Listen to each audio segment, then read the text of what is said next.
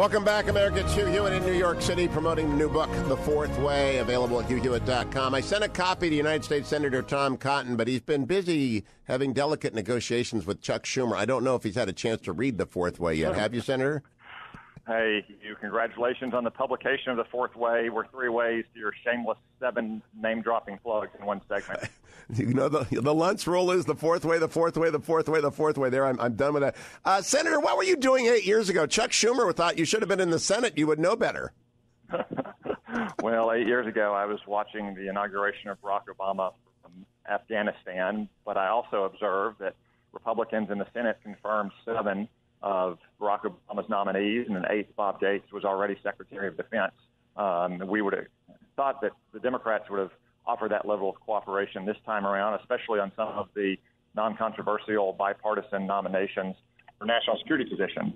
Pompeo to be director of the CIA. But as we saw on Friday, that wasn't the case. Hopefully they'll come to their senses. But if not, then I think we're prepared to go into voting around the clock to get these positions filled. Yeah, Richard Burr, your colleague on the Intelligence Committee, senator from North Carolina, used very blunt language about Chuck Schumer. Said he lied to the Republicans. That does not help reestablish good order in the Senate, does it, to have your first commitment broken? Well, I'm more troubled about what it means going ahead in the future, Hugh. I've worked with Chuck Schumer on legislation before. I found them to be, forthright, transactional. On this particular instance, though, we all thought that he had made a commitment to us that we would vote on Mike Pompeo's nomination on Friday. I guess he hadn't taken the temperature of the Democratic caucus, though, so that was unfortunate. Senator Schumer is still in his first month of leadership, so maybe as he gets a little more seasoning and experience, this won't happen again. One of the first things we learned in the Army about being a leader is you have to have control of your unit, and hopefully in the future we'll be able to rely more on what Senator Schumer says when we get a commitment from him.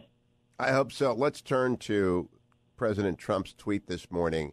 A Supreme Court nominee will be announced next Thursday. You're not on judiciary, but given that announcement, when would you expect hearings to follow? When would you expect a vote to occur? And do you think we'll have to use the Reid rule on the Supreme Court nominee?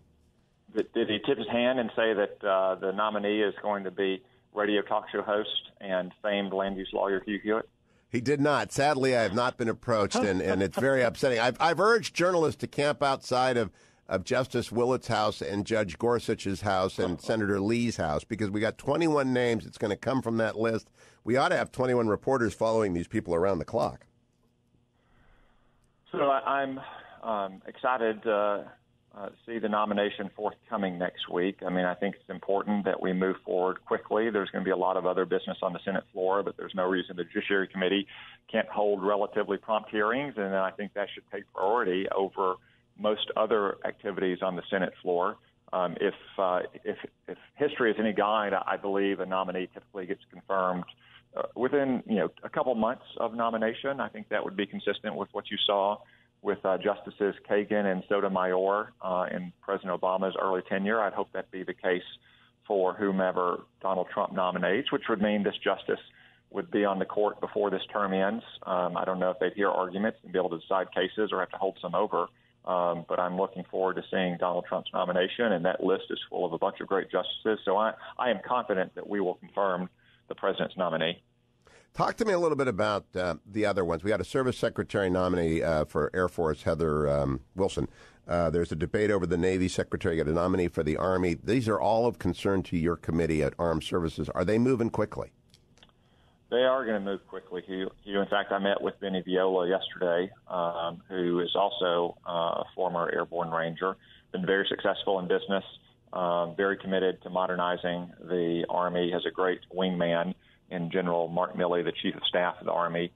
He's just working through some final paperwork before we move forward on the committee in his hearing. And now that Congresswoman Wilson has been nominated, I expect we'll move quickly with her as well. And then once the Secretary of the Navy is nominated, move forward there too. General Mattis needs to build out that team quickly over at the Department of Defense, and the Armed Services Committee is fully committed to moving forward promptly with these nominees, just as we did in the Obama era, especially at the beginning of the Obama era.